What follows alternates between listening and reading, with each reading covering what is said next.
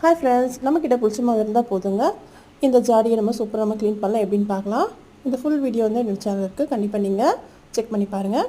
இப்போ பார்த்தீங்கன்னா நான் கொஞ்சமாக புளிச்ச மாவு எடுத்திருக்கேன். இது வந்து உப்பு ஜாடி தாங்க. ரொம்ப நமக்கு பிசு பிசுன்னு இருக்குது. ஏன்னா நான் அடுப்பு பக்கத்தில் வச்சுருப்போம் இல்லையா, அதனால் ரொம்ப பிசு பிசுன்னு இருக்குது. இதில் கொஞ்சமாக நான் மாவு தடவிக்கிறேன். தடவிட்டு கொஞ்சமாக சபீனா சேர்த்துக்கிறேன். சேர்த்துட்டு லைட்டாக நான் வந்து அதை வந்து தேய்ச்சிட்டு நான் கழுவி காட்டுறேன். அவ்வளோ சூப்பராக நமக்கு க்ளீன் ஆகிடுங்க. இது மாதிரி வாரத்தில் ஒரு நாள் பண்ணாலே போதும். நம்ம வந்து எல்லா கிளாஸ் ஜாரும் சரி, இது மாதிரி பீங்கானும் சரி, நம்ம வந்து சூப்பராக நம்ம புதுசு மாதிரி வச்சுக்கலாம். பார்த்தீங்கன்னா உங்களுக்கு தெரியுதான்னு தெரியல, கரெக்டாக தெரியும்னு நினைக்கிறேன். பாருங்கள், நமக்கு எவ்வளோ அழகாக நமக்கு புதுசு மாதிரி ஆகிடுச்சு. பார்த்தீங்கன்னா உங்களுக்கு தெரியும். நெக்ஸ்ட் பார்த்தீங்கன்னா ஒரு கிளாஸும் நான் க்ளீன் பண்ணி காட்டுறேன். நான் கேட்க புளிச்ச மாவு தான் எடுத்திருக்கேங்க. நான் வந்து சின்னதாக ஒரு கிளாஸ் பவுல் மாதிரி காட்டுறேன். நீங்கள் கிளாஸ் வந்து கண்டெய்னரோ இல்லை டம்ளரோ எது வேணால் எடுத்துக்கோங்க.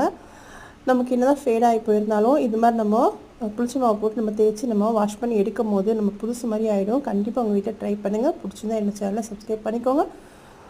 இந்த வீடியோக்கு ஒரு லைக்கும் போட்டுட்டு பாருங்கள். தேங்க்ஸ் ஃபார் வாட்சிங்.